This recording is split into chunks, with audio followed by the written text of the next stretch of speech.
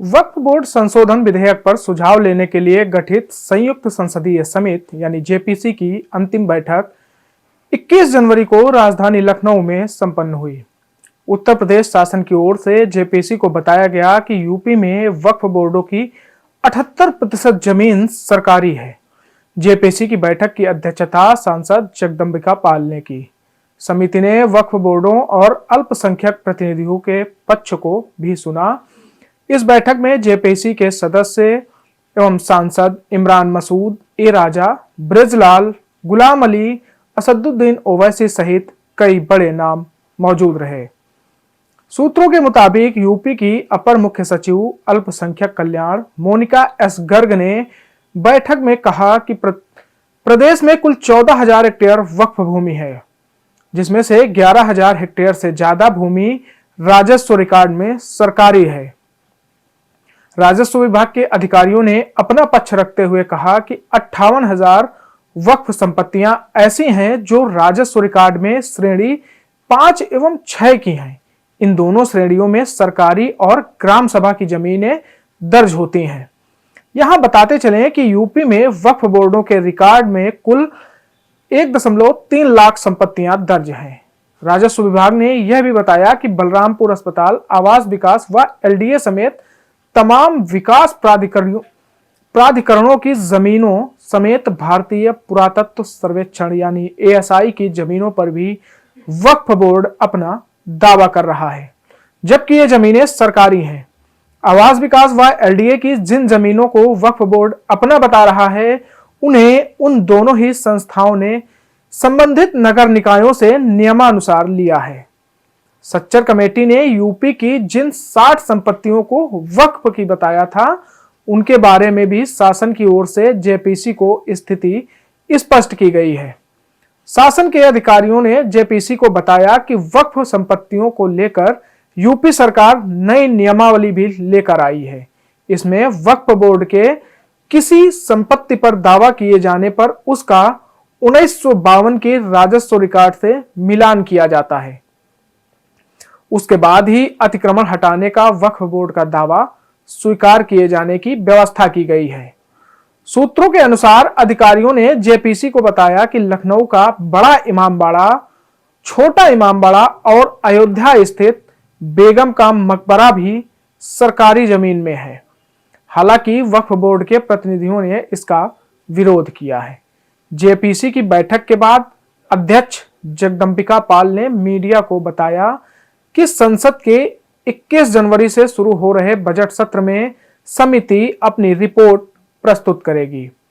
वक्फ संशोधन विधेयक 2024 के हर नियम पर समिति अपना मत देगी। जहां किसी सदस्य के मत अलग होंगे, उसे भी रिपोर्ट में दर्ज किया जाएगा। उन्होंने कहा कि अल्पसंख्यक समाज की बेहतरी के लिए यह कानून लाया जा रहा है।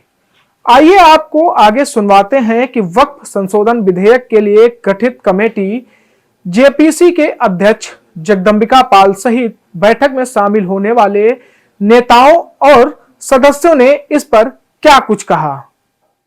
हम इस बिल को ज्वाइंट पार्लियामेंट्री कमेटी को रेफर करना चाहते हैं। देश के सभी स्टेक होल्डर के साथ, भैया भारत समाचार वक्फ बोर्ड के साथ, नीचे रखो भाई, शिया वक्फ बोर्ड, सुन्नी वक्फ बोर्ड, अपना कैमरा नीचे करिए भैया, थोड़ा उधर कर लो यार।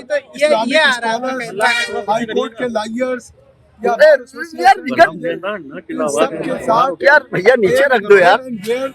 डिस्कशन पूरे देश में हो सके तो आगे लगाओगे क्या? उस दिशा में तो मुंह में घुसा दूंगा बिल्कुल। आज उत्तर प्रदेश के दौरे पे आई है और लखनऊ में हम सुबह 9 बजे से सभी स्टेक होल्डर से मिल रहे हैं। पहले हमने स्टेट गवर्नमेंट नीचे करो साथ बात किया, उसमें विकास राजभर जी, दानी साहब मंत्री और मोनिका बात माना करो और अधिकारी भाई थोड़ा पीछे करके जूम कर लीजिए कैमरा। डिस्कशन हुआ थोड़ा नीचे 44 सरकार के द्वारा, उसके नीचे सरकार के द्वारा नीचे करो सबमिशन है उन्होंने दिया। नीचे करो यहाँ पे तमाम और अहले हदीस के, जमीयत उलमा के ये तमाम तंजीम सब लोग आए थे, जिसमें खालिद रशीद फिरंगी महली साहब और तमाम मौलाना मान साहब, उन सब लोगों के विचार सुने। फिर हाई कोर्ट के बार एसोसिएशन के पदाधिकारी और तमाम कई ऑर्गेनाइजेशन बड़ी संख्या में उच्च न्यायालय के अधिवक्ता गण आए, उन्होंने भी अपनी राय दिया है। और अभी कई डेलीगेशंस अभी तुरंत उनसे शाम तक मिलना है। लेकिन ये मैं आपसे कह दूं कि अभी ये ज्वाइंट पार्लियामेंट्री कमेटी की लास्ट विजिट है। हम देश के तमाम राज्यों में, महाराष्ट्र के मुंबई, गुजरात, अहमदाबाद, चेन्नई, बेंगलुरु, कर्नाटका, हैदराबाद, गुवाहाटी, भुवनेश्वर, कोलकाता, पटना, सब जगह जा चुके हैं। काफ़ी राज्यों से और जो राज्य थे वहाँ बुला करके और सभी से मिल चुके हैं।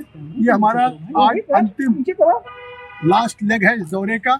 इसके बाद हमने इस ज्वाइंट पार्लियामेंट्री कमेटी की रिपोर्ट हम 31 से जो बजट सेशन शुरू हो रहा है उस पर हम प्रस्तुत करने जा रहे हैं। हमने अपने माननीय सांसदों से इस पे संशोधन मांगा है जो भारत सरकार ने प्रपोज 44 अमेंडमेंट किया है, उस पे हमारे जो अंतिम सभी सदस्यों की लिखित क्या राय है उसके लिए फिर हमने कल तक का टाइम दिया है। नीचे कर लो कैमरा भाई। 23 तारीख को उन सारे संशोधन को हम सर्कुलेट करेंगे और 24-25 को दिल्ली में बैठक करेंगे। क्लॉज बाई क्लॉज पे हमारा डिस्कशन होगा, सहमति होगी, हम उन क्लॉजेज को पास करते जाएंगे। किसी में डिसेंट होगा वो नोट होगा, अन्यथा वोटिंग से हम क्लॉज बाई क्लॉज डिस्कस करके फाइनल करेंगे 24-25 को, जिससे कि हम अपनी रिपोर्ट्स को प्रस्तुत कर सकें। सीधे तौर पे मुसलमानों से जुड़ा हुआ है। देश के मुसलमान क्या चाहते हैं, वो ये जो एक्ट है वो लागू होना चाहिए। कौन सा एक्ट? वक्फ अमेंडमेंट एक्ट। देखिए, जहाँ तक हम जानते हैं मुसलमानों का एक बहुत बड़ा ऑर्गेनाइजेशन है all India Muslim personal law board, जिसमें मुसलमानों के मुख्तलिफ मसलक और मुख्तलिफ ऑर्गेनाइजेशन, सोशल, रिलीजियस सब है। सब ने उसमें पर्सनल लॉ बोर्ड ने इसको रिजेक्ट किया है और सब ये कह रहे हैं कि 2013 का जो कानून है वो बेहतर है, जो प्रिंसिपल एक्ट है। आज आप कोई कानून ला रहे हैं तो वक्फ की जायदाद को बचाने के लिए नहीं, वक्फ की जायदाद को बर्बाद करने के लिए ला रहे हैं। आप बताइए कि वक्फ बोर्ड में नॉन मुस्लिम मेंबर कैसे होगा? उत्तर प्रदेश में काशी विश्वनाथ बोर्ड है, क्या कोई नॉन हिंदू मेंबर बन सकता है? नहीं बन सकता है। आप कह रहे हैं कि अगर कोई मुसलमान जो 5 साल तक इस्लाम फॉलो करेगा वही प्रॉपर्टी वक्फ को दे सकता है, माने फिर वो 5 साल तक किसी और धर्म के स्थान को दे सकता है प्रॉपर्टी, और मुसलमान को, मस्जिद को या दरगाह को नहीं दे सकता। तीसरा, आप कह रहे हैं कि कलेक्टर को हम पावर देंगे। कलेक्टर कैसे पावर देगा? वो तो प्रिंसिपल्स ऑफ नेचुरल जस्टिस के खिलाफ है। कलेक्टर को गवर्नमेंट का अपॉइंटी होता है। हाँ। चौथा, आप कह रहे हैं कि वक्फ बाय यूजर खत्म कर देंगे। वक्फ बाय यूजर तो अगर खत्म होगा तो फिर उत्तर प्रदेश में 95% वक्फ प्रॉपर्टीज वक्फ बाय यूजर, उसका क्या होगा? तो सर सुन तो लीजिए। फिर आप कह रहे हैं कि कोई भी जाकर कलेक्टर को कंप्लेन कर दे कि भाई ये फुला मस्जिद नहीं है, तो कलेक्टर जैसा उसमें इंक्वायरी ऑर्डर करेंगे, जब तक इंक्वायरी कंप्लीट नहीं होती वो मस्जिद नहीं रहेगी।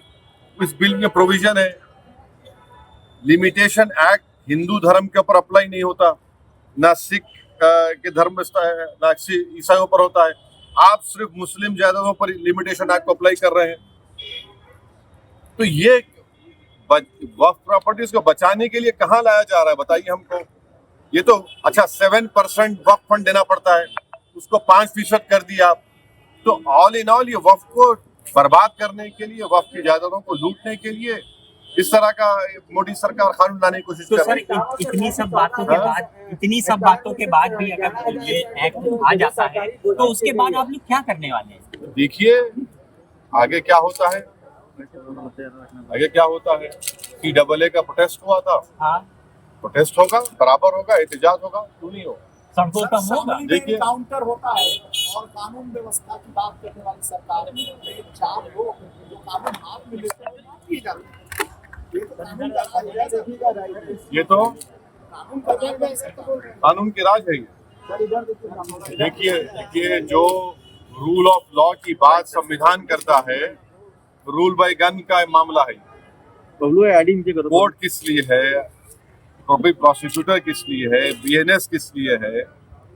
अगर ये सब अगर आप सिर्फ गन से इंसाफ को समझते हैं तो फिर इसकी जरूरत ही नहीं है। मोदी सरकार का मुस्लिम समाज के लिए एक बहुत ही उनके सकारात्मक सुधार के लिए एक बहुत ही पॉजिटिव कदम है।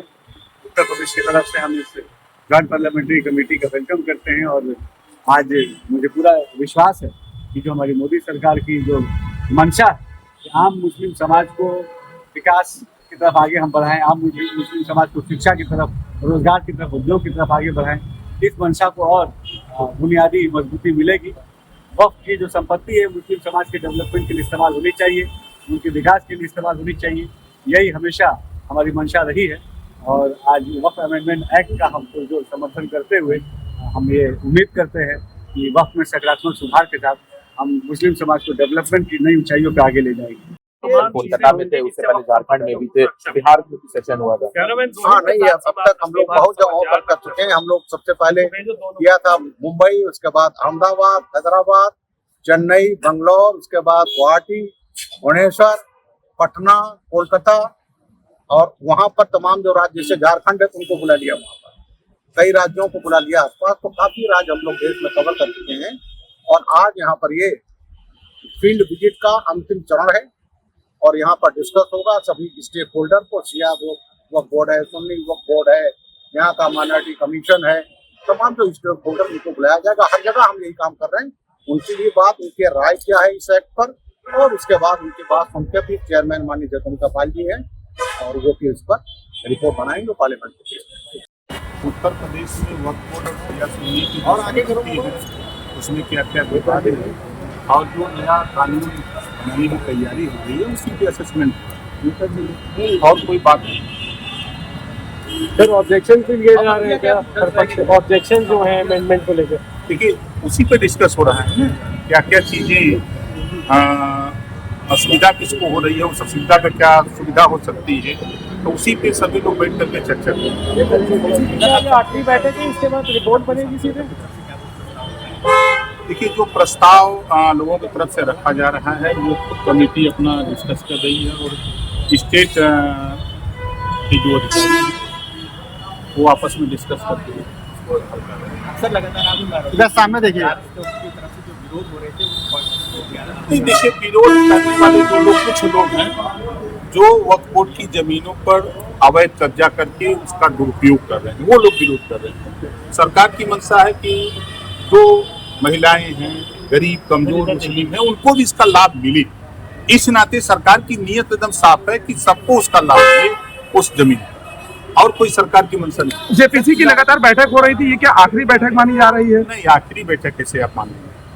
ये पूरे देश में सर्वे हो रहा है, पूरे देश के लोगों का असेसमेंट ले रहे हैं, उस स्टेट की क्या है वहाँ की जानकारी ले रहे हैं। जैसे आज यहाँ आए हैं यूपी का ले रहे हैं, अलग अलग स्टेटों में घूम घूम करके जब ये ले करके जब फिर जाएंगे, फिर एक बैठक होगी, तब उसके बाद आगे निर्णय। 31 तारीख को रिपोर्ट भी पूरी पेश करनी है, क्या वो कमेटी तय करेगी, वही बता सकती है। हुआ है लेकिन जेपीसी की मीटिंग हमारी अंदर क्या हो रही है क्या नहीं हो रही है उसके बारे में कोई चर्चा बाहर नहीं की जा सकती। एक मत नहीं पाया गया है मेंबर्स में और काफी हंगामे के आसार हुए थे। इस बैठक में क्या रहा? नहीं देखिए, जो लोग आए हैं उन्होंने अपने रिप्रेजेंटेशन दिए हैं और सभी लोगों ने अपने जो रिप्रेजेंटेशन दिए हैं उसके ऊपर हम लोग गौर फिक्र करेंगे। सरकार को बहुत जल्दी, उत्तर प्रदेश सरकार का जो रिप्रेजेंटेशन आया है सरकार को बहुत जल्दी है। आपका क्या मत है, क्या मानते हैं? तो देखिए भाई, देखिए जो उत्तर प्रदेश के सरकार की तरफ से चर्चाएं सुनने में आ रही हैं और जो दिखाई दे रहा है उसमें बहुत ज्यादा स्थिति बहुत अच्छी नहीं है। तो मुख्यमंत्री विपक्ष के नेता तो नहीं है, मुख्यमंत्री हैं, मुख्यमंत्री हेड है पूरे स्टेट के, और उनके नीचे कोई अगर माफिया बोर्ड चल रहा है तो ये तो सवाल मुख्यमंत्री जी खुद जवाब दें कि उनके नीचे माफिया बोर्ड कैसे चल रहा है। अमर उजाला जीवांजलि के सारथी की मदद लें और महाकुंभ में स्नान जरूर करें।